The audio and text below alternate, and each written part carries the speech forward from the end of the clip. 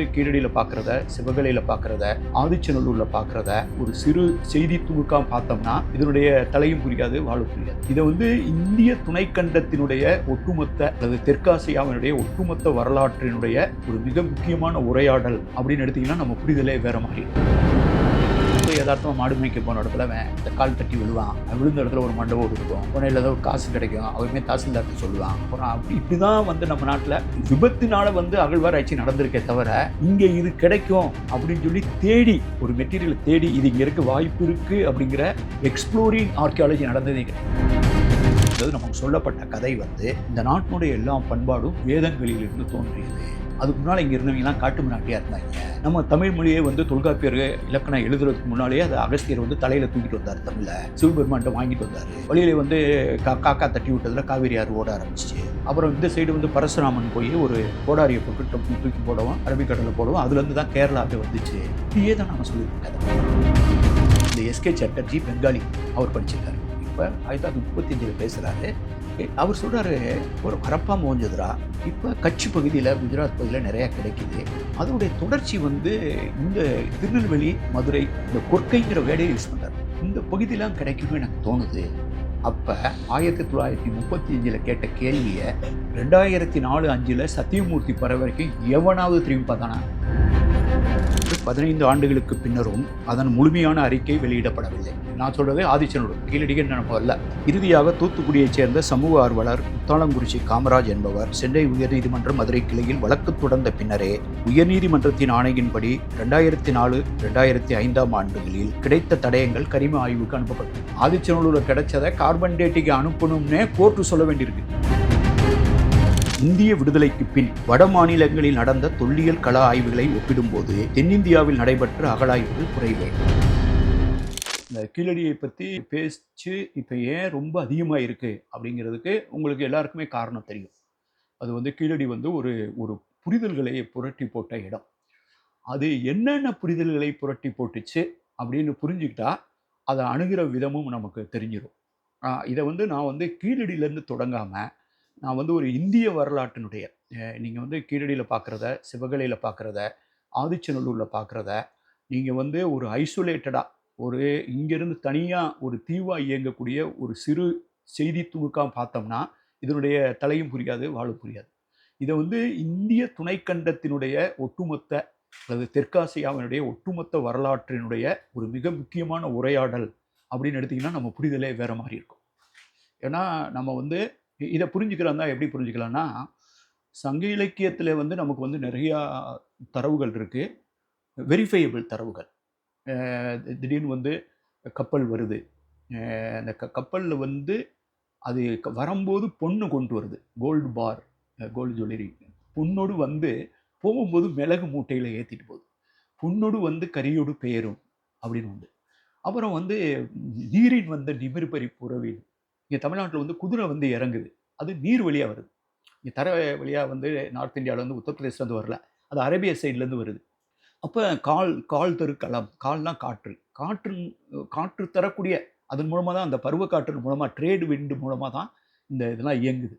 சரி, இது இவங்களாம் கற்பனையாக பேசிக்கிட்டு இருக்காங்களா அப்படின்னு சொன்னால், அங்கே வந்து நம்ம தோன்ற இடத்துல வந்து ஒரு ரோம நாட்டை சேர்ந்த மட்பாண்ட வகையெல்லாம் கிடைக்குது. அது ஒரு வகையான பாண்ட வகை. அதுவும் பெரும்பாலும் வந்து மது ஜாடிகள், அது மது கொண்டு வர்ற, திராட்சை ரசத்தை கொண்டு வர்ற மது ஜாடிகள் பற்றி சங்க இலக்கியம் பேசுது. அப்போ இதில் போய் நம்ம பாண்டிச்சேரி பக்கத்தில் அரிக்கமேடில் தோணுனா அங்கே மது பானை கிடைக்குது. அது யவனர் தந்த வினைமான் நன்கலம் அப்படின்னு சங்க இலக்கியம் சொல்லுது. யவனர்னா யூரோப்பியன்ஸ், யவனர் கொண்டு வந்த வேலைப்பாடுகளோடு கூடிய ஒரு அருமையான களம், அதில் ஊற்றி வச்சு கொடுத்தா இதாக இருக்குது, குளிர்ச்சி அப்படி இருக்குது அப்படின்னு ஒரு மேட்டுக்குடி ஒரு அரசரை பற்றி பேசும்போது அந்த வகையான வர்ணிப்பு வருது. இந்த அரிக்கமேடில் கிடைச்சக்கூடிய அந்த பானையில் உள்ள பகுதியில் என்ன இருக்குது அப்படின்னு ஆராய்ச்சி பண்ணுறாங்க, அதாவது சயின்டிஸ்ட் ஆராய்ச்சி பண்ணுறாங்க. அதில் வந்து ஒரு கோட், அந்த வந்து ஒரு திராட்சை மது போட்டிருந்ததுக்கான அந்த கோட் கெமிக்கல் மெட்டீரியல் கிடைக்கிது. அந்த கெமிக்கல் மெட்டீரியலை அவங்க ஸ்டடி பண்ணி அந்த எங்கே கிடைச்ச திராட்சை மது, இத்தாலியினுடைய ரோம் கிரேக்கத்தினுடைய எந்த பகுதியில் இருந்தக்கூடிய திராட்சை ரசம்னு கண்டுபிடிக்கிறாங்க. அது எந்த மன்னர் இருந்தபோது உலகத்தில் அது ஃபேமஸாக ஏற்றுமதி பண்ணுறது, எந்த அகஸ்டஸ் எந்த மன்னர் இருந்தபோது இந்த பானை இங்கே வந்ததுன்னு கண்டுபிடிச்சு விஞ்ஞானிகள் சொல்கிறாங்க. அப்போ ஒரு இலக்கியம் அகழ்வாராய்ச்சி ஆகி ஒரு அறிவியலால் வந்து அந்த தரவுகளால் அது நிரூபிக்கப்படுது. அப்போ தான் வந்து ஒரு 360 டிகிரி வருது.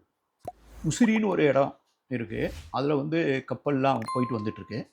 இப்போ கேரளாவில் பட்டணம்னு அந்த இடத்துக்கு போகிறோம், கொச்சி பக்கத்தில். அது வந்து கடல் இருக்கும், அரபிக்கடல். அரபிக்கடல் வந்து அந்த கப்பல் வந்து வந்து நேராக வந்து நிற்காது. அது அங்கேருந்து ஒரு நதிக்குள்ளே, அந்த நதி பகுதிக்குள்ளே உள்ளே வந்து நிற்கும். சங்க இலக்கியத்தில் வந்து இந்த இதை வந்து கடலில் ஓட்டிட்டு வர்ற ஒரு மாலுமி, அவனுக்கு கொஞ்சம் அந்த டெக்னிக் தெரிஞ்சாதான் அவன் அதனுடைய நாவாயெல்லாம் அந்த இதெல்லாம் அந்த அது பேர் என்ன, இந்த இது மாதிரி நட்டிருப்பாங்களே பாய்மரம், அந்த பாய்மரங்களை சுருக்கி விரிக்கிறதுல அந்த டெக்னிக்கில் வந்து அவன் திருப்பி இந்த நதிக்குள்ளே ஓட்ட தெரிஞ்சதுக்கும் கடலில் ஓட்ட தெரிஞ்சவனுக்கும் ரெண்டுக்கும் வித்தியாசம் இருக்குது, இது ரெண்டும் தெரிஞ்சவன் தான் அதில் போகணும், இல்லைன்னா தடுமாறுவான்னு அவ்வளோ டீட்டெயிலாக எழுதுகிறான். அப்போ அதை வந்து இங்கே முசிறிப்பட்டினத்தில் வந்து ப்ரூஃப் ஆகுது.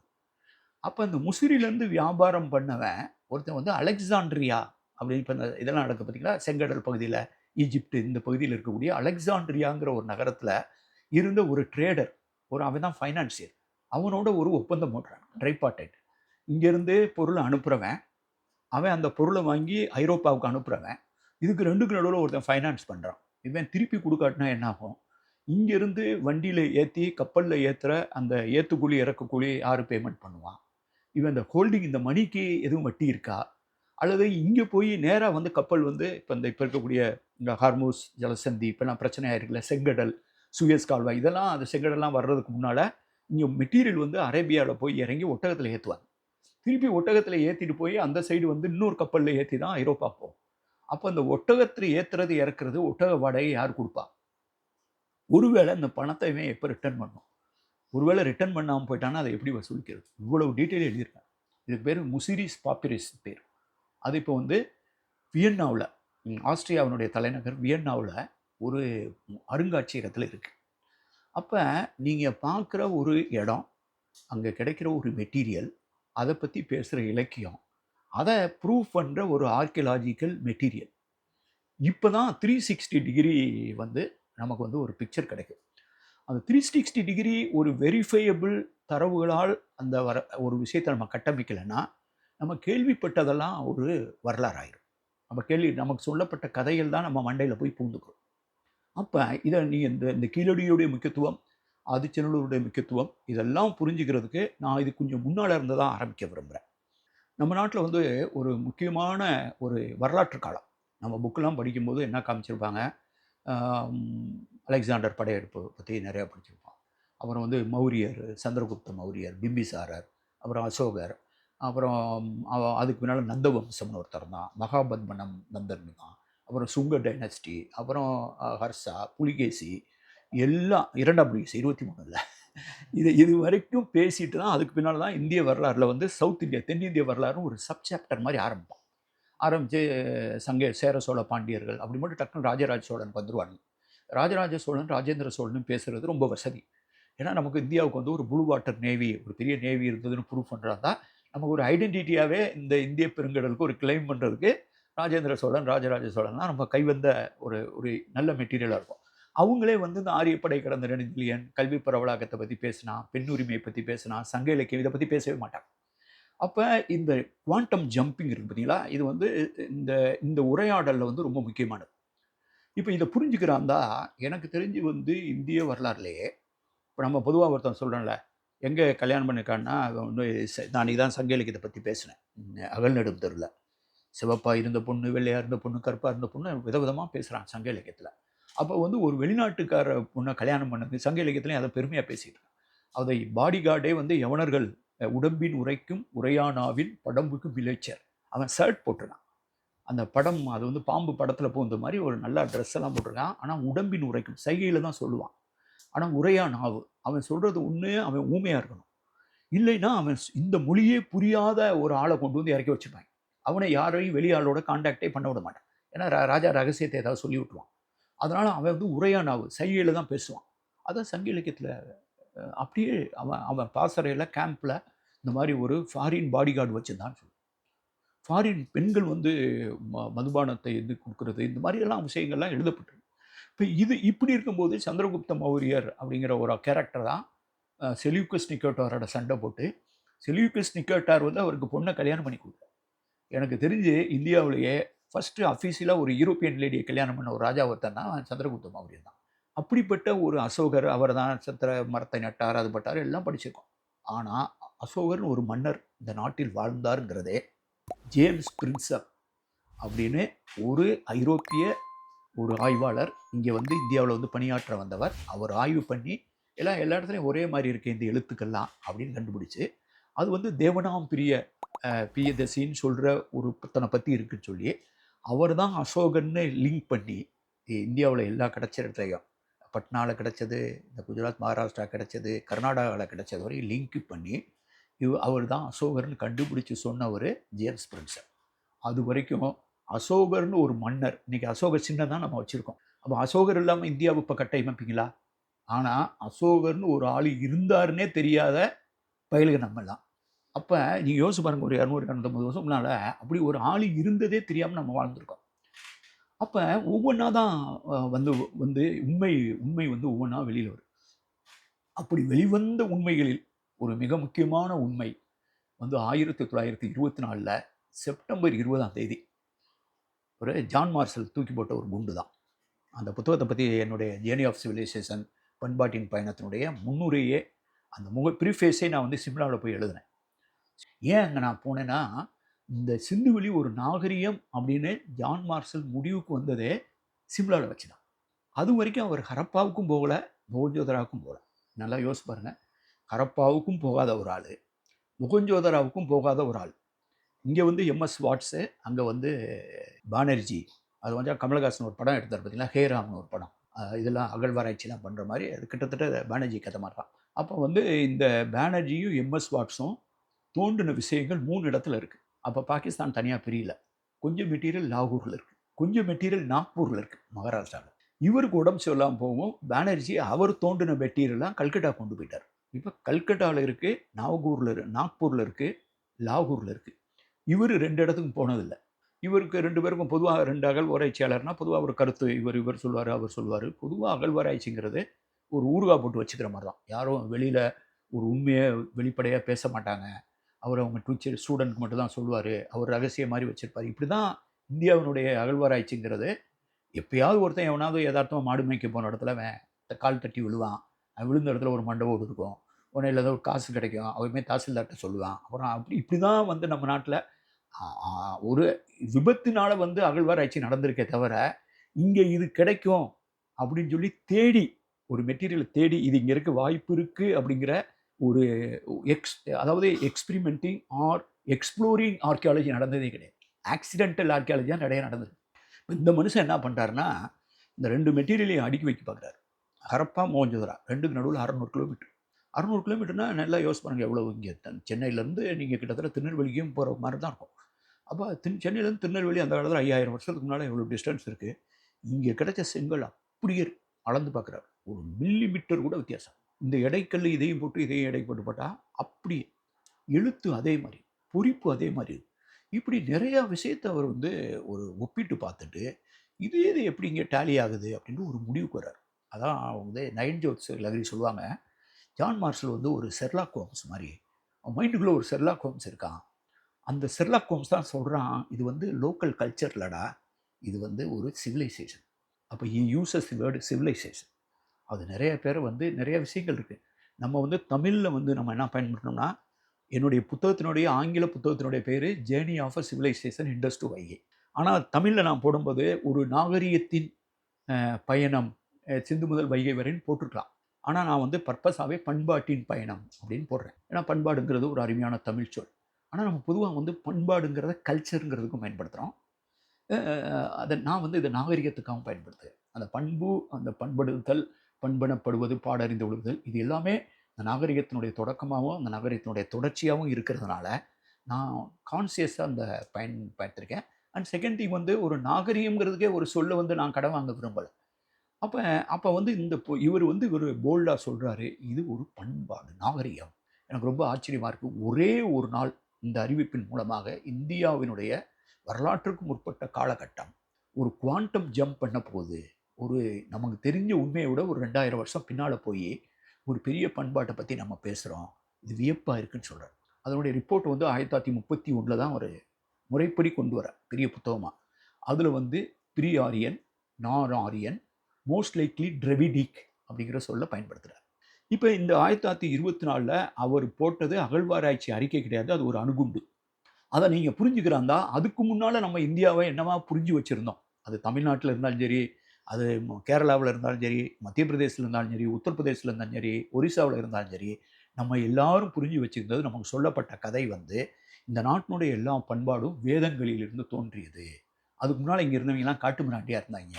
நம்ம தமிழ் மொழியே வந்து தொல்காப்பியர் இலக்கணம் எழுதுறதுக்கு முன்னாலேயே அதை அகஸ்தியர் வந்து தலையில் தூக்கிட்டு வந்தார். தமிழை சிவபெருமான்கிட்ட வாங்கிட்டு வந்தார். வழியில் வந்து காக்கா தட்டி விட்டதில் காவேரி ஆறு ஓட ஆரம்பிச்சிச்சு. அப்புறம் இந்த சைடு வந்து பரசுராமன் போய் ஒரு கோடாரியை போட்டு டப்புன்னு தூக்கி போடவும், அரபிக்கடலில் போடவும், அதுலேருந்து தான் கேரளாவே வந்துச்சு. இப்படியே தான் நம்ம சொல்லியிருந்தோம் கதை. இப்படியே சொல்லணும் கதை. சத்திரியர்கள் 21 தலைமுறைகளை வந்து பரசுராமர் வெட்டினார் இப்படின்னு கதை வந்து நம்ம எல்லாமே இந்த கதைகளை வந்து இதிகாசங்கள், புராணங்கள். நாங்களாம் சின்ன பிள்ளையில் இருக்கும்போது மதுரை பக்கத்தில் படிக்கும்போதெல்லாம் எந்த ஊருக்கு எங்கே போனாலும் எந்த பாறையை பார்த்தாலும் சொல்லுவாங்க, இது வந்து இதான் தர்மர் படுத்திருந்தது, இதான் வந்து இல்லை தர்மர் படுத்திருந்தது, இதான் அர்ஜுனர் படுத்தினாருமா. கொஞ்சம் அகலமாக கொஞ்சம் இதாக இருந்ததுன்னா, கொஞ்சம் குண்டாக கொஞ்சம் மாதிரி இடமா இருந்தால் இதான் பீமர் படுத்தினா, அது இருக்கிறதுலே ஒயிடாக இருக்கிறத பீமர் படுத்திருந்ததுமா. அப்புறம் எந்த கடல் எந்த குளத்தை பார்த்தாலும் சீதை குளிச்ச குளம் தான். இது வந்து இங்கே கேட்கும்போது எங்களுக்கு அது புரியல. அப்புறம் திருப்பி நான் ஒரிசால வேலை பார்க்கும்போது அங்கேயும் இதே தான், இங்கே தான் சீதை குளிச்சதுமா, இங்கே தான் பண்டவர் படுத்திருந்தோம்மா. நீலகிரிக்கு போனால் அங்கே படுத்திருந்தாரு, தோடர்கள் பகுதியில் போனேன், நம்ம நீலகிரியில். அங்கே போனாலும் அதான் சொல்கிறான், உத்தரப்பிரதேசம் சொல்கிறான், பலுச்சிஸ்தானில் இங்கே தான் படுத்திருந்தாங்க. அப்போ எத்தனை இடத்துல தான் தூங்கியிருப்பாங்க, எத்தனை இடத்துல போது நமக்கு வந்து அது ஒரு கன்ஃபியூஷன் ஆகும். அப்போ இது வந்து ஒரு புனைகதைக்கும் ஒரு வரலாறுக்கும். இப்போ இவர் வந்து என்ன சொல்கிறாரு, இவர் வந்து ஒரு புதிய உண்மையை சொல்கிறார். இந்த புதிய உண்மையை வந்து ஒரு 1924 நான் எதுக்காக இவ்வளவு நீளமாக சொல்லிட்டு வரேன்னா, இந்த பின்னணி இல்லாமல் கீழடியை புரிஞ்சுக்கிறோம். கீழடியை வந்து ஒரு பின்னணியோடு புரிஞ்சுக்கணும். திடீர்னு போய் கீழடியை பற்றி பேசக்கூடாது. இப்போ இவர் என்ன பண்ணுறாரு, இவர் 1924 செப்டம்பர் 20 லண்டன்லேருந்து இந்த இது வருது. அந்த அறிக்கை வந்து 1.5 மாதம் கூட கிடையாது. இது September 20, December first weekly, December deadline modern ரிவ்யூன்னு ஒரு ஜேர்னல் கல்கட்டாலேருந்து வருது. அதில் எஸ்கே சட்டர்ஜி அப்படின்னு ஒரு லிங்குவிஸ்ட், அவர் வங்காள மொழியறிஞர். அவர் வந்து 1960களில் கூட நம்ம சிதம்பரம் அண்ணாமலை பல்கலைக்கழகத்துக்கு வந்து கூட ஒரு 50ஸ்லேயோ 60ஸ்லேயோ வந்து ஒரு உரை நிகழ்த்தியிருக்கார். அவர் ஒரு இந்தியா மதிக்கக்கூடிய ஒரு சிறந்த மொழியறிஞர். நம்ம தேப்போ மீனாட்சி சுந்தரனார் இருந்தார் பார்த்தீங்களா, அவர் மாதிரி ஒரு கிரேட் ஸ்காலர். அவர் வந்து என்ன பண்ணுறாரு, இந்த ஜான் மார்ஷல் அறிக்கையை பார்க்குறாரு. அவர் இன்னொரு மெட்டீரியல் உருவுறார். அந்த மெட்டீரியல் அவர் உருவி எடுத்த மெட்டீரியல் வந்து 1904 ஆதிச்சநல்லூரில் அலெக்சாண்டர் ரீ அப்படிங்கிறவர் தோண்டி எடுத்த அகழாய்வு பொருள்கள். அதில் வந்து பிரான்ஸ் அப்படின்னு சொல்கிற வெண்கலத்தில் செஞ்ச ஒரு விளக்கு மாதிரி, அதில் ஒரு பறவை இருக்கும். அந்த பறவை வந்து என்னத்தையும் கடிச்சிட்ருக்கோம். இந்த மாதிரியான வெண்கலம், பறவை, இந்த மாதிரி விளக்கு, இந்த மாதிரியான ஈமத்தாளிகள், இந்த மாதிரி அங்கே நிறைய மெட்டீரியல் கிடைக்கிது. அதை 1876 ஒரு ஜெர்மன், ஜாகோருங்கிற ஜெர்மன் வந்து அங்கே போகிறார். அவர் தான் முத இதை கண்டுபிடிச்சான்னு சொல்கிறார். இங்கே வந்து நிறைய ஈமத்தாளிகளாக இருக்குது. அதை யாரும் கண்டுக்கல. அப்புறம் 1899 2004 வரைக்கும் இவர் தோன்றார், அலெக்சாண்டர் ரீ. அப்போ தான் ஜான் மார்ஷலை வந்து 1902 போஸ்டிங் பண்ணுறாங்க. அவர் இந்தியாவுக்கு வந்து திருச்சிக்கெலாம் வர்றார். இப்போ இந்த 2004 வந்த ரிப்போர்ட்டு இந்த இவர் படிச்சிருக்கார், எஸ்கே சட்டர்ஜி. இப்போ இந்த 2 விஷயத்தை கனெக்ட் பண்ணுறாரு. அதுக்கு பேர் தான் இன்ட்யூட்டிவ். எப்பயுமே வந்து நாலேஜ் வந்து என்னன்னு கேட்டிங்கன்னா, கிடைத்த ஒரு விடையிலிருந்து கிடைக்காத ஒரு கேள்வியை, புதுசாக ஒரு கேள்வியை எழுப்பணும். அதுக்கு பேர் தான் நாலேஜ். ஒரு விடை இன்னொரு வினாவின் தொடக்கமாக இருக்க வேண்டும்.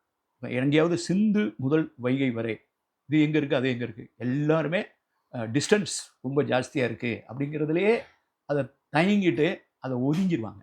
இப்போ நான் வந்து இந்த கேள்வியை முன்னெடுப்புனா இது ஒரு நாள் 2 நாள் அது உருவாகிடல. இதுக்கான 30 வருஷம் ஒர்க் பண்ணியிருக்கேன். 1988 2019 ஆங்கில புத்தகம் வந்தது, 2023 தமிழ் புத்தகம் வந்தது. I work 31 years continuously. என்னுடைய நான் முழிச்சிருக்க நேரம்லாம் ஒன்று, நான் வேலை பார்த்ததும் வந்து ஒரு காமாசோமான்னு இந்த மாதிரியான போஸ்டிங்கே கிடையாது. எங்கே செயல் இருக்கோ அந்த இடத்துலலாம் என்னை போஸ்டிங் பண்ணியிருக்காங்க. எங்கே சவால் இருக்கலாம், புயல் வந்தால் நான் அங்கே இருப்பேன் கலெக்டராக, புயல் வந்ததுன்னா நான் தான் ஸ்பாட்டில் இருப்பேன், வெள்ளம் வந்தால் நான் தான் இருந்திருக்கேன், தேர்தல் வந்ததுன்னா தலைமை தேர்தல் ஆயிடுவேன், திருப்பி இந்தியாவுக்கு தேர்தல் நடத்தினா நான் துணை தேர்தல் ஆணையராக டெல்லிக்கு போயிருக்கேன். திருப்பி நக்சலைட்டு குண்டு வெடிச்சு தலைவர்லாம் இறந்து போயிட்டாங்கன்னா திருப்பி நான் சத்தீஸ்கரில் தேர்தல் நடத்துறதுக்கு நான் தான் போயிருக்கேன். உத்தரப்பிரதேசனால தான். காஷ்மீரில் 2 தடவை தேர்தல், 30 மாநில தேர்தல், 2 நாடாளுமன்ற தேர்தல், இந்தியா முழுவதும் நான் ட்ராவல் பண்ணியிருக்கேன். 15, 16 மாவட்டங்கள் தவிர மீதி எல்லா இடத்துக்கும் போயிட்டு இருக்கு. திருப்பி நிதித்துறை செயலாளராக இருக்கேன் ஒரிசாவில். இப்போ ஓய்வுக்கு பின்னாலேயும் போய் திருப்பி 5 வருஷம் வேலை பார்த்து இப்போ தான் வந்திருக்கேன். 6 வருஷம் வேலை பார்த்து கடைசியாக செம்மொழி மாநாடு நடத்திட்டு வந்திருக்கேன் ஒரியாவுக்கு. அப்போ இந்த 31 வருஷம் இந்த தொடர் பயணம் வந்து என்னுடைய எல்லா ஓய்வு நேரங்களையும், எல்லா சனி ஞாயிறுகளையும், எல்லா இரவுகளையும் ஆஃபீஸ்லேருந்து வந்து 11:30 மணிக்கு மேலே ஆன் பண்ண கம்ப்யூட்டருடைய விளைவு இதெல்லாம். அப்போ இது அவ்வளவு சீக்கிரமாக யாரும் உணர்ச்சி வசப்பட்டு சொல்லப்பட்ட விஷயமே கிடையாது.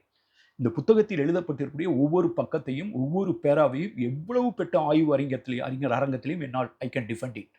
என்னால் அதை டிஃபெண்ட் பண்ண முடியுங்கிறதான் என்னுடைய ஸ்ட்ரென்த்தாக நான் நினைக்கிறேன். என்னால் டிஃபெண்ட் பண்ண முடியாத எதுலேயுமே நான் இதை எதையுமே எழுதவே இல்லை.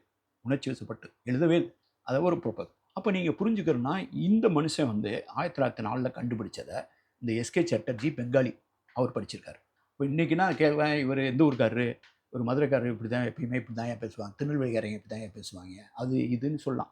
தமிழர்கள் ஒன்று சொல்கிறேன். அவர் யார்? அவர் வந்து பெங்காலி. 1924 வந்து புத்தகத்தை எழுதுகிறார்.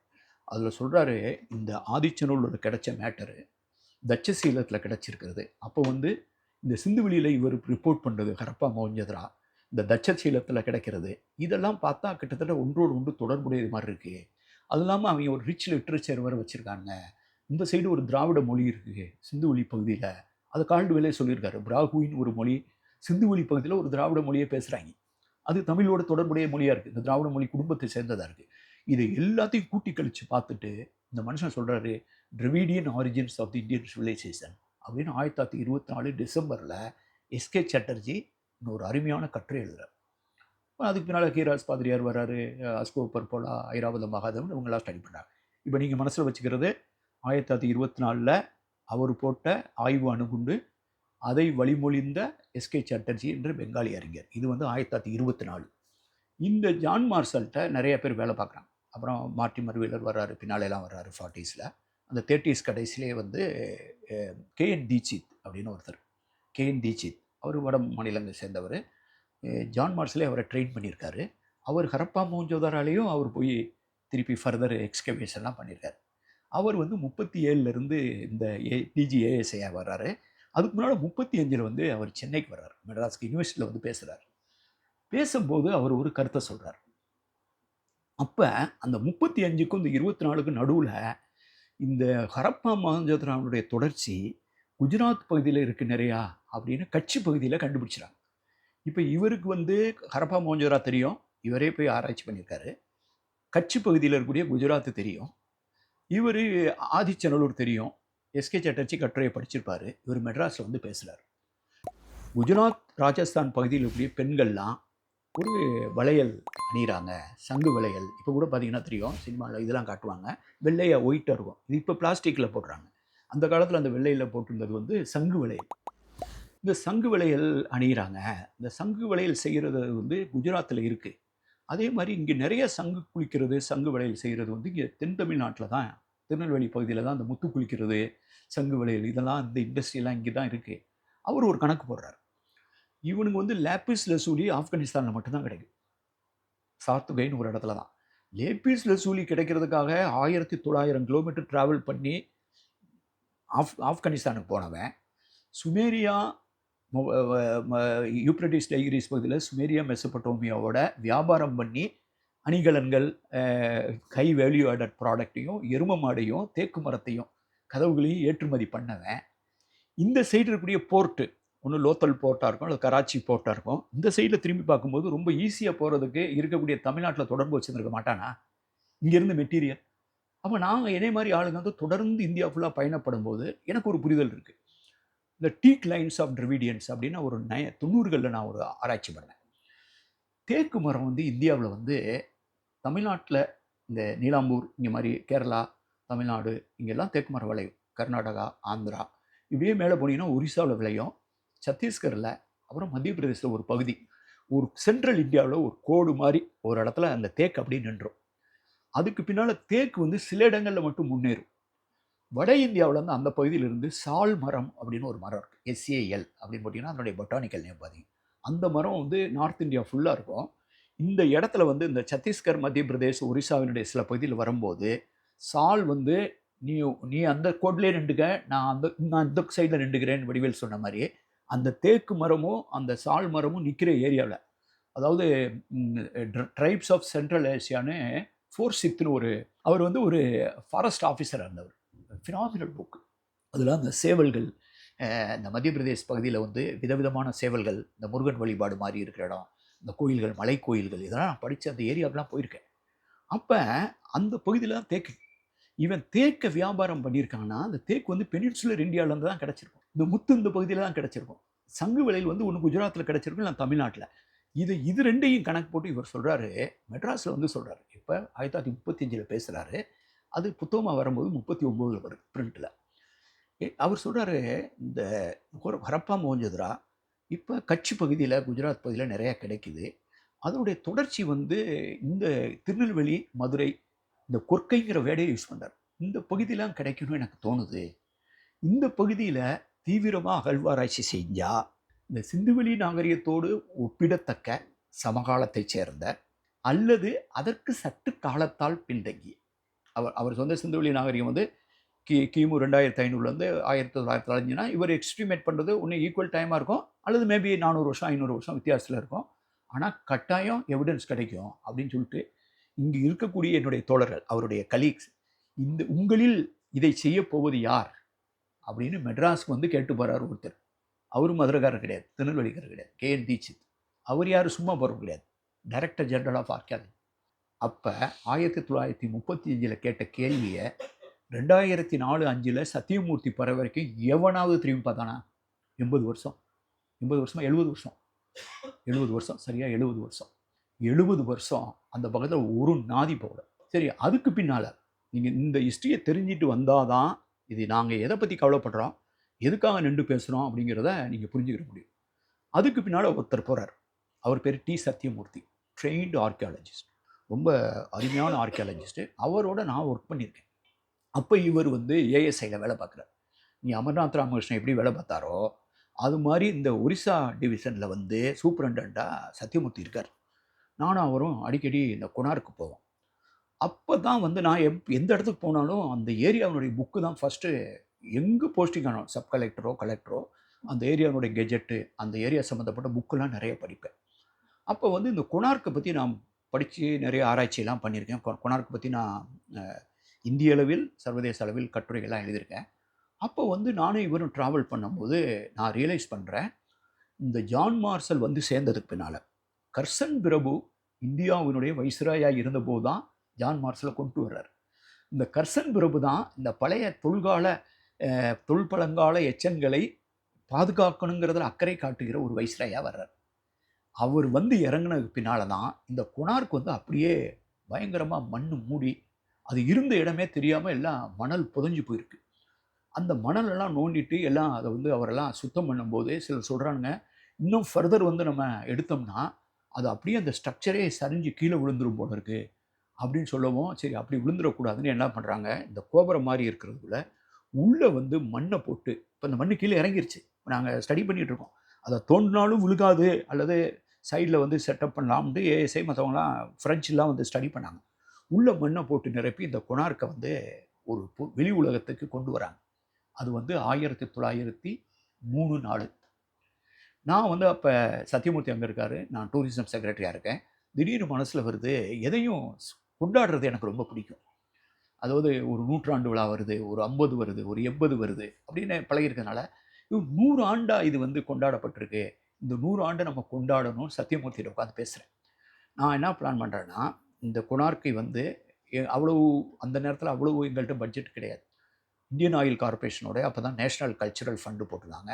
அவங்கள்ட்ட பேசி நிதி உதவி அங்கே ஒரு அருங்காட்சியை அமைக்கிறதுக்கு தமிழ்நாட்டிலேருந்து இந்தியா முழுவதும் இருந்த கவிஞர்கள்லாம் கூப்பிட்டு வந்து, இந்தியா முழுவதற்கும் கவிஞர்களை கூப்பிட்டு வந்து இந்த கொனார்க் சூரியன் கோயிலை பற்றி நீங்கள் கவிதை எழுதிட்டு வாங்க, கவிதையை உங்கள் மொழியில் வாசிங்க, ஏற்கனவே கொடுத்துருங்க, அதை நாங்கள் ஆங்கிலத்தில் மொழிபெயர்த்து ஒரியாவிலேயே மொழிபெயர்த்து அஸ்ஸாமி, இங்கிலீஷ், ஒரியா, தமிழ் கவிதை, அதனுடைய ஆங்கிலம், ஒரியா, இப்படி போட்டு எல்லா மொழிகள்லையும் வச்சு ஒரு கவியரங்கம் நடத்தினேன். அதில் நானும் கலந்துக்கிட்டேன். தமிழ்நாட்டிலேருந்து பழமலை அப்படின்னு ஒரு கவிஞர் வந்து கவிதையெல்லாம் வாசார். அப்போ தான் முத எனக்கு எழுத்தாளர் இந்திரனே பழக்கம், அவர் கூட வந்திருந்தார்.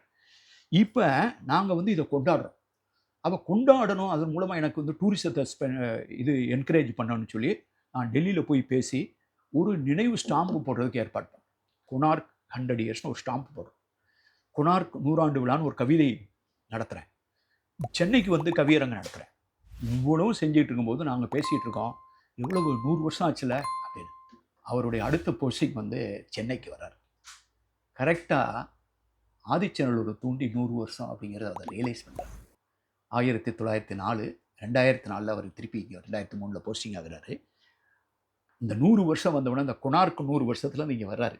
அவர் ஒரு அருமையான அகழ்வாராய்ச்சியாளர். அவர் போய் அங்க தோன்றார். ஒரு எலும்பு கூடு கூட கிடைச்சது. இந்த புத்தகத்துல போட்டிருப்பேன். ஸ்கெலிட்டன்ஸ் இன் தி ஆதிச்சநல்லூர் கப்போர்டு அப்படின்னு எழுதியிருப்பேன். அது என்ன ஆச்சுன்னே தெரியல. தகவல் அறியும் சட்டத்தெல்லாம் கேட்டேன். இவர் போய் தோண்டி நிறைய கட்டுரைலாம் எழுதுறாங்க. கட்டுரைலாம் எழுதி அந்த அறிக்கை அவர் ஓய்வு பெறாரு. அறிக்கை வெளியவே வரல.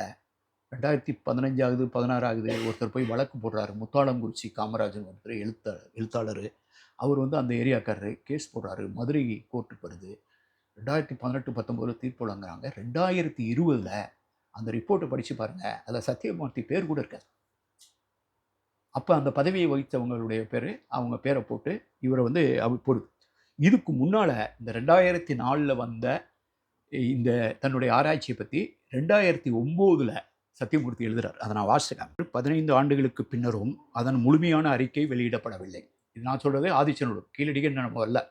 இறுதியாக தூத்துக்குடியைச் சேர்ந்த சமூக ஆர்வலர் முத்தாளங்குறிச்சி காமராஜ் என்பவர் சென்னை உயர்நீதிமன்ற மதுரை கிளையில் வழக்கு தொடர்ந்த பின்னரே உயர்நீதிமன்றத்தின் ஆணையின்படி 2004, 2005ஆம் ஆண்டுகளில் கிடைத்த தடயங்கள் கரிம ஆய்வுக்கு அனுப்பப்பட்டன.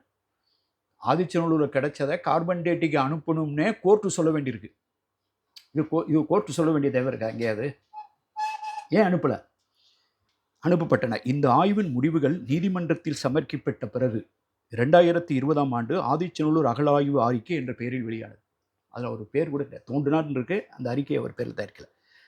இந்த நிகழ்வுகளை ஒட்டுமொத்தமாக பார்த்தால் தென்னிந்தியாவில் அகழ்வாய்வு முயற்சிகள் அவ்வளவு முனைப்போடும் தீவிரமாகவும் செயல்படுத்தப்படவில்லை என்று தோன்றுகிறது. நான் எழுதுறேன். சிந்துவெளி முதல் தாமிரபரணி வென்றே ஒரு ஆங்கில கட்டுரை எழுதுறாரு. யாரு? சத்தியமூர்த்தி எழுதுறாரு. இண்டஸ் டு தாமிரபரணி, சிந்துவெளி முதல் தாமிரபரணி வரை என்ற ஆங்கில கட்டுரையில் அகழ்வாய்வாளர் சத்தியமூர்த்தி பின்வருமாறு குறிப்பிடுகிறார். 2009 அவருடைய புத்தகத்தில் 240. இந்திய விடுதலைக்கு பின் வட மாநிலங்களில் நடந்த தொல்லியல் கள ஆய்வுகளை ஒப்பிடும்போது தென்னிந்தியாவில் நடைபெற்ற அகழாய்வுகள் குறைவே. தென்பகுதிகளில் நடந்த அகழாய்வுகள் அதன் இரும்பு கால பண்பாட்டின் தோற்றத்தை கண்டறிவதிலும் அதன் விளைவுகளை ஆவணப்படுத்துவதிலும் தான் கவனம் செலுத்தின. தென்னிந்திய அகழாய்வு தடங்களில் இரும்பு, செம்பு உபயோகப் பொருட்கள் ஒரே நிலையில் கிடைப்பது. யோசிச்சு பாருங்க. அண்மையில் வந்து இரும்பின் தொன்மை பற்றி ஒரு அறிக்கை வந்திருக்கு. ஆதிச்சநல்லூர்ல செம்பும் கிடைக்குது, இரும்பும் கிடைக்குது. கீழடியில் செம்பும் கிடைக்குது, இரும்பும் கிடைக்குது. ஒரே நிலையில் கிடைப்பது இரண்டு வெவ்வேறு உலோக காலங்களில் கால நிரல் வரிசையை தெளிவாக கண்டறியும் முயற்சியை சிக்கலுக்குரியது ஆக்குகிறது. இப்போ இந்த சிக்கல் இப்போ விடிவடைஞ்சிட்டு இருக்கு. இது 2009ல் வந்து இந்த வித்தியாசம் நம்ம வந்து தெற்க அதிகமாக தோன்றதில்லை அப்படிங்கிறத அவர் சுட்டி காட்டுறாரு. இந்த பின்னணியில தான் 2013, 14 இந்த மதுரை பகுதியில் வந்து ஒரு என்னன்னு கேட்டிங்கன்னா, எல்லா இடங்கள்லையும் தமிழ்நாடு முழுவதுமே தொல்லியல் அகழாய்வுக்கான நிறைய தடயங்கள் இருக்குது. நீங்கள் தருமபுரி, கிருஷ்ணகிரி பக்கம் போனீங்கன்னா நிறைய நடுகள், இந்த மாதிரி அதியமான், இந்த மாதிரி பெருவழி, இந்த மாதிரி விஷயங்கள்லாம் கிடைக்கும். செங்கம் பகுதி, அப்புறம் இடைக்காலதெல்லாம் நிறையா இருக்கும். ரொம்ப வந்து இந்த ப்ரீ ஹிஸ்டாரிக் அப்படின்னு வரும்போது இதனுடைய கான்சன்ட்ரேஷன் வந்து மதுரை சுற்றி இந்த தேனி, இந்த வருசநாடு, இந்த மதுரை பகுதியில் ரொம்ப அதிகமாக இருக்கும். இதை பற்றி நிறைய பேர் ஸ்டடி பண்ணியிருக்காங்க. KN ராமச்சந்திரன், இப்போ அது போன நூற்றாண்டிலே. அப்புறம் ராஜன் நிறைய அந்த பகுதியை பற்றி ரொம்ப ஸ்டடி பண்ணியிருக்காங்க. நிறைய விஷயங்கள் ஐராவத மகாதேவன் ஸ்டடி பண்ணியிருக்காரு. அந்த பகுதியில் கூடிய பாறைகள், நம்ம சங்க இலக்கியத்தில் எழுதுகிற சில விஷயங்கள் வந்து அப்படியே பாறைகள் எழுதியிருக்கும் தமிழில். மதிரை, நெடுஞ்செழியன், அந்துவன்கிற பேர் சங்க இலக்கியத்தில் வரும், பாறையிலையும் எழுதப்பட்டிருக்கும். இது மாதிரி சங்க இலக்கியத்தில் எழுதின பேர் வந்து கற்பனை இல்லை அப்படின்னு சொல்றதுக்கு பாறையில் இருக்கு. அது எழுதப்பட்ட எழுத்து வந்து தமிழ் எழுத்துங்கிறால அந்த தமிழ் எழுத்தினுடைய வயசு என்ன? இப்படி இது ஒரு கோணத்தில். அப்போ சுற்றி பார்க்கும்போது இந்த வைகை நதி அப்படிங்கிறது ஒரு முக்கியமானதாக வெளியில் வருது. இந்த மதுரை அப்படிங்கிறது ஒரு நகரம் இருக்கு. இந்த மதுரையில் இருக்கவங்க வந்து completely engage with their past. அவன் வந்து நாங்கள் தான் தமிழை வளர்த்தோம், 3 சங்கம் இங்கே தான் இருந்தது, முதல் சங்கம் தென்மதுரையில் இருந்தது, அப்புறம் 2ஆம் சங்கம் கபாடபுரத்துக்கு வந்தது, 3ஆவது சங்கம் தான் இந்த மதுரைக்கு வந்தது அப்படிங்கிறான். அப்போ இந்த நான்மாட கூடலையே வந்து தமிழ் கூடல், தமிழ் மொழியான நகர் அப்படின்னு சங்க இலக்கியம் சொல்லுது. தமிழோடு தொடர்புபடுது. ஒரு நதியை வந்து ஒரு மொழியோடு தொடர்புபடுது. தமிழ் வையை கண்ணம் புனல், தமிழ் வையை அப்படின்னே கூப்பிடுது. இந்த பெருமை வந்து வேற எந்த நதிக்கும் இல்லை. அப்ப தமிழ் மொழியோடு தொடர்புபடுத்துகிற ஒரு நதி, தமிழ் மொழியோடு தொடர்புபடுத்தப்படுகிற ஒரு நகரம், தமிழ் மொழியோடு தொடர்புபடுத்துகிற ஒரு அரச அரச மரபு ஆண்ட இடம் பாண்டிய அரசு. இப்போ இந்த 3 சேர்ற இடத்துல வந்து ஆளுங்கெல்லாம் போய் தேடுறாங்க. ஏதாவது என்னடா மதுரைங்கிறாங்க, மதுரையில் என்ன கிடைக்கும்? அப்போ சங்க இலக்கியம் சொல்கிற மெட்டீரியல்லாம் இருக்குது. திருப்பரங்குன்றத்தை பற்றி பேசுது, மதுரையை பற்றி பேசுது, வைகை நதியை பற்றி பேசுது. அப்புறம் கண்ணகி திடீர்னு வந்து பூம்புகாரில் வந்து இங்கே வந்து எல்லாத்தையும் எரிச்சிட்டு போயிருக்கா, அப்புறம் திருப்பி வஞ்சிக்கு போயிருக்கா அப்படின்னு திடீர்னு போய் ராமசாமி இவரெலாம் நாகசாமிலாம் போய் கோவலன் பொட்டல்ங்கிற இடத்துல தேடினாங்க. பழங்கானத்து பக்கத்தில், மதுரையிலேருந்து யார் இருந்தீங்கன்னா தெரியும், பசுமலை பக்கத்தில் பழங்கானத்தில் கோவலன் பொட்டல்னு ஒரு ஏரியாவில் போய் தோண்டினாங்க. தோண்டிட்டு அப்படிலாம் ஒன்றும் இல்லை அப்படின்ட்டு போயிட்டாங்க. நிறைய பேர் அப்படிலாம் ஒன்றும் இல்லை, அப்படி இல்லாமல் ஒன்றும் இல்லைன்னு போய் கிட்டத்தட்ட தமிழ்நாடு அகழ்வாராய்ச்சி ஒரு மாதிரி ஊத்தி மூடின மாதிரி தான் நிறைய தோணுனாங்க. ஆனால் ஒரு லார்ஜர் நேரேட்டிவே இல்லை. இப்போது இவர் வந்து வட இந்தியாவிலலாம் வேலை பார்த்துட்டு அமர்நாத் ராமகிருஷ்ணன் வந்து இவருடைய டீம் ஒரு ஒரு பேசிக் ஸ்டடி பண்ணுறாங்க. எங்கெங்கெல்லாம் தோன்றதுக்கு வாய்ப்பு இருக்குன்னு அவங்க தோண்டும் போதே ஒரு நோக்கத்தோடு தோன்றாங்க. அதுவரைக்கும் தமிழ்நாட்டில் தோண்டப்பட்ட இடங்கள் எல்லாம் பெரும்பாலும் புதைவிடங்கள், அதாவது பரியல் சைட், ஆளுங்களை புதைச்ச இடம். நீங்கள் போனீங்கன்னா இந்த சைடு போனீங்கன்னா நொய்யல் ஆற்றங்கரையெல்லாம் போனீங்கன்னா காங்கேயம் பகுதியில் போனீங்கன்னா அதாவது பாண்டவன் குழியும்பாங்க, சில இடங்களில் ஆண்டவன் குழி, பாண்டவன் குழியும்பாங்க, நடுகள். அப்புறம் இந்த மாதிரி இந்த பதுக்கை கற்கள், அப்புறம் வந்து சங்க இலக்கியத்தில் மணிமேகலையிலலாம் வரும் தாளியிர் கவிப்போர், அப்புறம் முதுமக்கள் தாலியை பற்றி சங்க இலக்கியத்திலே 2 இடத்துல வரும். இப்போ சங்க இலக்கியம் வந்து முதுமக்கள் தாலியை பேசுது. இவனுங்க தோண்டின இடமெல்லாம் வந்து பெரும்பாலும் புதைவிடங்களே தேண்டிட்டு ஒரு முதுமக்கள் தாலி கருப்பு சிவப்பு பாண்டமாக இருக்குது, உள்ளே வச்சு புதைச்சிருக்காங்க. அதில் வந்து நெல் இதெல்லாம் இருக்குது, சின்ன சின்ன விளக்கெல்லாம் இருக்குது, அதெல்லாம் இருக்குது. அதில் என்ன இருக்குன்ட்டு இதையே ஸ்டடி பண்ணிவிட்டு தென்னிந்தியாவினுடைய அகழ்வாராய்ச்சினாலே மெகாலித்திக் பாட்டரி, கருப்பு சிவப்பு பாண்டமாக இருக்கும், அது முதுகல் மக்கள் தாலியோடு தொடர்புடையதாக இருக்கும். அதுக்கு பேர் பெருங்கல் பாண்டம், ஆங்கிலத்தை சொல்கிறது தான் மெகாலித்திக் பாட்டரி. உலோக வரிசையில் இது இரும்பு காலத்தை சேர்ந்தது. அப்போ இரும்பு காலம், கருப்பு சிவப்பு பாண்டம், பெருங்கல் பாண்டம், இந்த 3ஐயும் முடிச்சு போட்டு மூட்டை கட்டி தூக்கி வச்சாங்க. அப்போ அதுக்கு மேலே யாருமே திங்க் பண்ணல. இப்போ இவர் வந்து என்ன பண்ணுறாருன்னா, இவ்வளோ பேர் புதைச்சிருக்காங்க, சுற்றி புதைச்சிருக்காங்க, இவங்கெல்லாம் எங்கடா வாழ்ந்தாங்க? வாழ்ந்தவனை தானே புதைச்சிருப்பான். அவன் வாழ்ந்ததற்கான ஆதாரம் அப்படின்னா மதுரை மாதிரி ஒரு நகரத்தை போய் தோண்ட முடியாது. ஏன்னா மதுரை வந்து ஒரு 2000 வருஷமாக தொடர்ந்து இருக்கிறதா வச்சுக்கிடுவான். அப்போ ஒரு வீட்டை இடித்து ஒரு வீடு மேலே கட்டியிருப்பான், வீடு மேலே வீடு கட்டியிருப்பான், வீடு மேலே வீடு கட்டியிருப்பான், தெரு மேலே தெரு கட்டியிருப்பான், புதுசாக தெருவை உருவாக்கியிருப்பானே தவிர அதுக்கான அடையாளத்தை நீங்கள் போய் திடீர்னு போய் தேடி 2500 வருஷத்துக்கு முன்னால் நீங்கள் கீழமாசி வீதியில் இந்த இடத்துல இருக்குன்னு நீங்கள் ப்ரூவ் பண்ண முடியாது. அப்போ நீங்கள் அது சைடில் இந்த சப்பர்பனில் தான் பார்க்கணும். இவர் இப்படியே தேடிட்டு வரும்போது 293 இடத்த ஐடென்டிஃபை பண்ணுறாரு. இந்த மேப்பில் நான் புக்கில் போட்டிருக்கேன். 293 இடம் லிஸ்ட்டு மட்டும் இருக்குது. அங்கே போய் இந்த கீழடி அப்படிங்கிறத இவர் செலக்ட் பண்ணுறாரு. இங்கே கீழடியில் என்னன்னு கேட்டிங்கன்னா, ஒரு பள்ளிக்கூட ஆசிரியர் 1976 வயலுக்கெல்லாம் வந்து ஏரியாவில் இந்த இடத்துல கிடச்சது, பானை சில்லு கிடச்சது, காசு கிடச்சிக்கிச்சு வந்து இவர் அதை வாங்கிட்டு வந்து ஸ்கூலில் காட்டுறாரு பிள்ளைங்கள்ட்ட. எல்லாத்தையும் காமிச்சிட்டு அங்கேயே ஸ்கூல்லேயே வச்சுறாரு. இவங்க 76க்கு பின்னால் 2013-14 போய் அவரை லொக்கேட் பண்ணி கேட்கும்போது அவர் வந்து இதை கிடைக்கும்போது அந்த ஏரியாவில் தென்னந்தோப்பே இல்லை. அதுக்கு பின்னால் தான் இந்த தென்னந்தோப்பெல்லாம் நட்டு, தென்னந்தோப்பு என்ன 15 வருஷம் 10 வருஷத்தில் வந்துடும்ல, 20-30 வருஷத்தில் தென்னை மரமே எல்லாம் தென்னை மரம் வந்து அடையாளமே எந்த இடத்துல இது கிடைச்சதுன்னு கூட அவரால் சொல்ல முடியல. இவரை கூட்டு போய் தேடுறாங்க. இந்த வடக்கு மேலே புஞ்சை திடல், அந்த அகரம் கொந்தகை இந்த இடம்லாம் இருக்குது, பள்ளிச்சந்தை திடல், பள்ளிச்சந்தை திடல், இதெல்லாம் அங்கே போய் இந்த பாலசுப்ரமணியன் தான் முதல்ல கொண்டு வர்றார். நான் போயிருந்தப்ப இதுதான் ஸ்டோரி. அந்த இடத்துல தோன்றதுக்கு இடம் கொடுத்தவங்களாம் யார்? அந்த மக்கள் யார்? எல்லா மதத்தையும் எல்லா ஜாதிகளையும் சேர்ந்தவர்கள். அவர்கள் வந்து தோண்டுங்கன்னு சொல்கிறாங்க. நான் ஒரு முறை போயிருந்தப்ப இவங்க தோண்டிட்டு வர்றாங்க. தமிழ்நாடு அரசு கையில் எடுத்துருச்சு. இப்போ தோண்டிட்டு அடுத்து தோண்டி முன்னேறி போகும்போது இந்த பைப் இந்த மாதிரி இந்த வாய்க்கால் மாதிரி வடிகால் மாதிரி இருக்கிறது இந்த ஒரு திசையை நோக்கி போகுது. இவர் வந்து ஒருத்தர் நோட்டம் பண்ணிக்கிட்டே இருக்காரு. அந்த ஏரியாவில் விவசாயி வந்து பார்த்துக்கிட்டே இருக்காரு. எங்கே தோண்டுது, இது நம்ம ஏரியாவில் தான் வரப்போகுது அப்படின்னு சொன்னோன்னே அவர் பயப்படணும்ல, நம்ம ஏரியாவில் வந்து தோண்டிடுவாங்களோ அப்படின்ட்டு. அவர் வந்து அந்த வருஷம் விவசாயம் பண்ணாமல், ஒருவேளை நம்ம விவசாயம் பண்ணி இவ்வளோ நாள் தெரியாமல் விவசாயம் பண்ணோம், என்னத்தையாவது அதை கெடுத்து விட்ருவோமோ அப்படின்ட்டு நான் போகிறேன் என்கிட்ட சொல்லி என்னை பரிந்துரைக்க சொல்கிறார். சார் நீங்கள் கவர்மெண்ட்டில் சொல்லுங்கள் சார், என்னுடைய இந்த இது வந்து கண்டினியூவாக ஏன் இதில் தான் சார் வரப்போகுது, நான் வந்து இந்த தடவை விவசாயமே பண்ணல, இங்கே தோண்டினாங்கன்னா எனக்கு ஒன்றும் தர வேணாம் சார், எனக்கு இங்கே தோண்டினாங்கன்னா உண்மை கிடைக்கும் சார். எனக்கு ஆச்சரியமாக இருந்துச்சு. தோண்ட சொல்லி நான் விவசாயம் பண்ணுறீங்க, தோண்ட சொல்லு. ஒரு அம்மா இருக்காங்க, அந்த அம்மா இடத்த கொடுத்தவங்க. என் இடத்துல வரலாறு இருக்குன்னு நினச்சாலே எனக்கு பெருமையாக இருக்குது அப்படிங்க. எனக்கு ரொம்ப வியப்பாக இருந்தது. இந்த மக்கள்லாம் யார், இவங்க யார்? இந்த முகம் தெரியாத மனிதர்கள் தான் இந்த வரலாற்றினுடைய பாதுகாவலர். நீங்கள் அதை புரிஞ்சுக்கணும். இந்த வரலாறினுடைய பாதுகாவலர் யாருன்னு சொன்னீங்கன்னா மாமன்னர்கள் இல்லை. நான் திருப்பி என்னுடைய உரையாடலாம் சொல்லி பேசுகிறேன். திருக்குறளை காப்பாற்றி நம்ம கையில் கொண்டு வந்து கொடுத்தவன் வந்து மாமன்னர்கள் கிடையாது. திருவள்ளுவரை தலையில் தூக்கி கொண்டாடிய ஒரு பேரரசனையும் தமிழ்நாடு பெற்றெடுக்கவில்லை. திருவள்ளுவரை வந்து கொண்டாடுவதற்கு ஒரு மக்களாட்சி வர வேண்டிய தேவை இருந்தது. திருவள்ளுவருக்கு இப்போதுதான் சிலை வைக்க முடியும். திருவள்ளுவரின் திருக்குறளை இப்போதுதான் பேருந்துகளில் எழுத முடியும். ஏனென்றால் திருக்குறள் மன்னராட்சி காலத்தில் எழுதப்பட்ட மக்களாட்சியின் குறள்.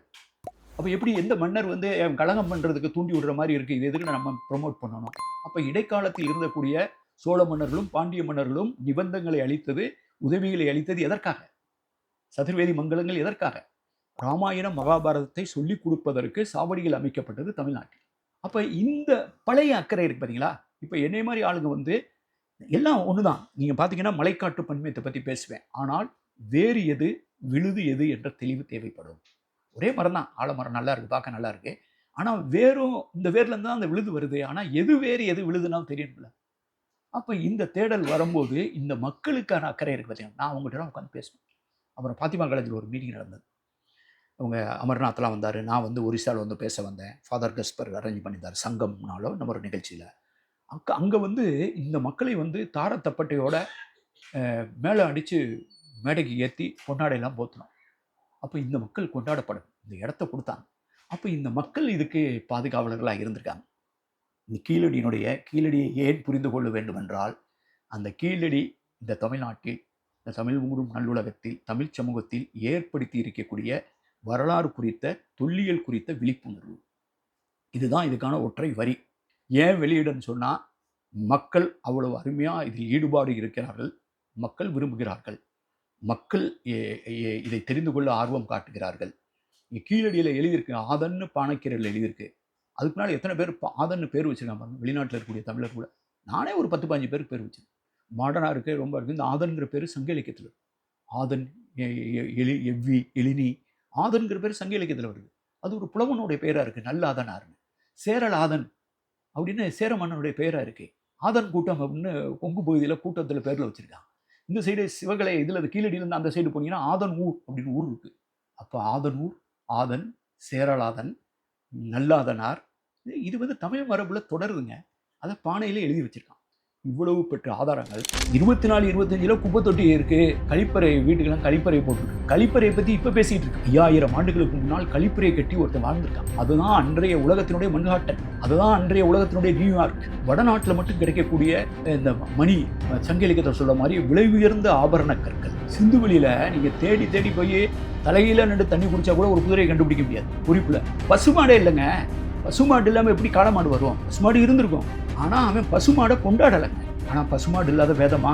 பசுமாடு இல்லாத பிற்கால இந்தியாவா? இந்திய பண்பாடா? பசு வச்சு தானே எல்லாம் நடக்குது. அப்போ பசுமாடை கொண்டாடாத ஒருத்தன் பசுமாட்டை மட்டுமே கொண்டாடுற ஒருத்தனுக்கான உரையாடல் தான் கீழே.